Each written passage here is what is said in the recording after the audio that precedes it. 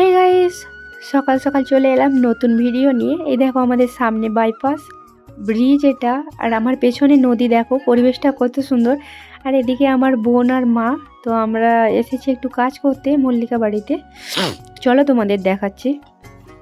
দেখো আমাদের যে কিছুদিন আগে তোমাদের মিনি ব্লগে দেখিয়েছিলাম চারা লাগানো হয়েছিল, তো ওই গাছগুলোর এখন এই সামনের দিকে ডোকগুলো ভেঙে দিতে হবে। এই দেখো এইগুলো ভেঙে দিলে তো এখান থেকে আরো 3-4টে করে ডাল হবে।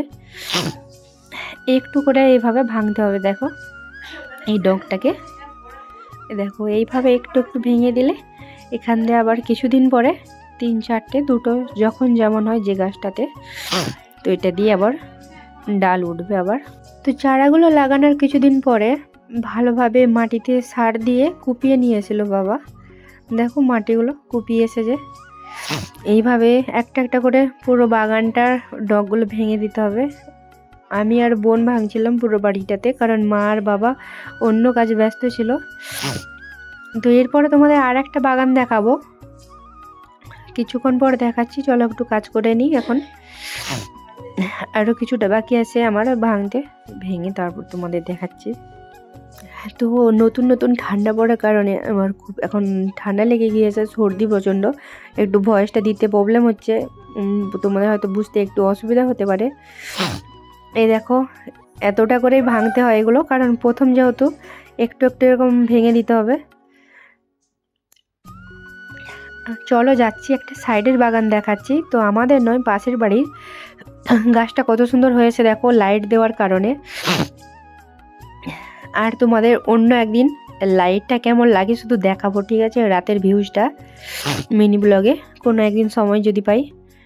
দেখো গাছটা কত সুন্দর গ্রো হয়েছে লাইট দেওয়ার কারণে, কারণ এর ফলে গাছ মানে রাতেও খাবার তৈরি করতে পারে। দেখো গাছটা কত সুন্দর হয়েছে। তো চলো এরপরে আমাদের আর একটা বাগানে তোমাদের নিয়ে যাব। আর আমাদের বাগানটা দেখো ঠিক ব্রিজের পুরো একদম নিচেই। দেখো উপরে এটা বাইপাস যে NH6 ব্রিজ, ওর নিচেই এই সোজা আমাদের বাগানটা। তো চলো আর একটা বাগানে যাব এরপরে। দেখতে দেখতে সামনে ডিসেম্বর মাস এসে গেল।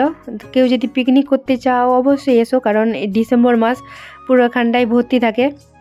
এখন একটু অপরিষ্কার আছে, তো কিছুদিনের মধ্যে এখানে পরিষ্কার হবে। অনেকেই আসে এখানে পিকনিক করতে, তোমরা কেউ যদি চাও আসতে পারো। আর চলো বীজের ওদিকেও আমাদের বাগান আছে, সেখানে এখন আবার যাবো ডগ টুকতে আমরা, আমি আর বনু। তোমরা দেখতে থাকো। মানে অনেকটাই জায়গা বোঝা যাচ্ছে না, একটু জঙ্গলের কারণে, বন আছে অনেকটা, তাই জন্য। পরিষ্কার হলে পরে তোমাদের দেখাবো কোনো সময়।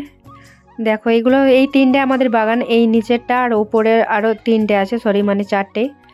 দেখো আমাদের এইদিকের বাগানগুলোতে ল্যাম্প দেওয়া হয়েছে, যেহেতু এই গাছগুলো একটু আগে লাগানো হয়েছিল সেই কারণে। আগে পরে করে চারা লাগিয়েছে, কারণ একসঙ্গে সব বাড়ি কন্ট্রোল করা সম্ভব নয়। এই বাড়িগুলোতে ল্যাম্প দেওয়া আছে। আর এই দেখো এইটা পরে তৃতীয়বার ডগ ভাঙা হবে আমাদের, কারণ একবার ভাঙার পরে 3-4টে এখন ডাল অলরেডি হয়ে গিয়েছে। তো এগুলো আবার ভাঙলে এখান দিয়ে আরও 2-3টে করে ডাল হবে। তো আমাদের গাছগুলো কেমন লেগেছে তোমাদের অবশ্যই জানিও। আর কাদের কাদের বাড়িতে মল্লিকা চাষ আছে কমেন্টে বলো। তো দেখো বাগানের সেদিক থেকে দেখিয়েছিলাম ব্রিজ, আবার এই বাগান থেকে তোমাদের দেখাচ্ছি ব্রিজটা।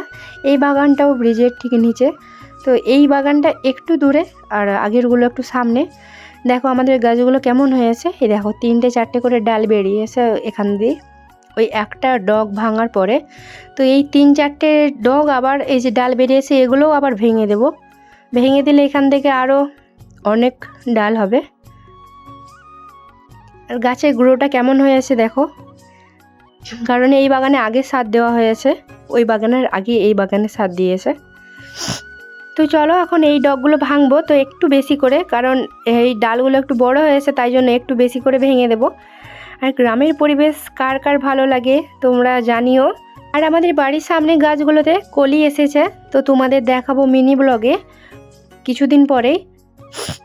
ও আজকের মতো এই ভিডিওটা দিচ্ছি, কলিটাও কিভাবে ভাঙবে তোমাদের জানিয়ে দেব। কেউ যদি চাও বাড়িতেও এই গাছগুলো টবে করে লাগিয়ে রাখতে পারো, একটু মাটি আর একটু সার দিলেই হবে।